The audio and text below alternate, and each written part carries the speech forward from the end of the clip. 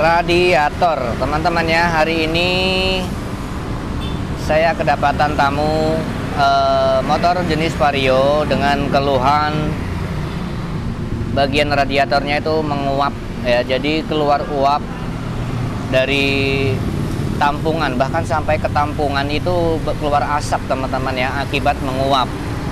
Bahkan dipakai tidak terlalu lama pun dia akan seperti itu.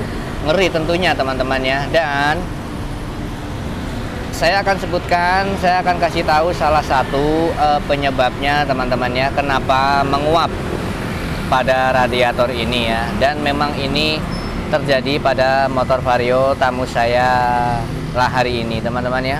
Jadi begini teman-teman ya, ternyata selain kita perlu cross check yang lain-lain meskipun tidak saya sebutkan, dan saya akan fokus pada masalah hari ini, yaitu motor ini menguap disebabkan karena radiatornya itu mampet teman-teman ya.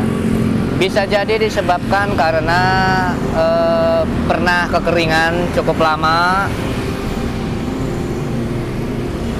atau mungkin mengganti atau menggunakan air coolernya itu tidak teratur ya, tidak teratur di sini.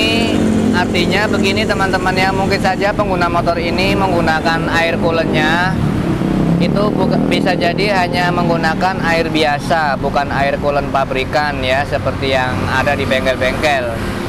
Dan mungkin saja memang berfungsi ketika untuk satu kondisi darurat.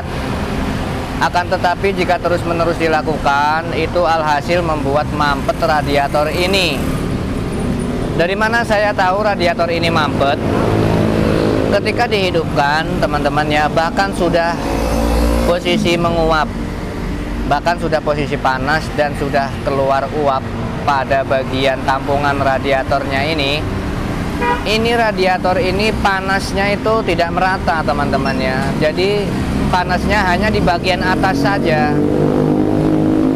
sementara di bagian bawahnya itu dingin.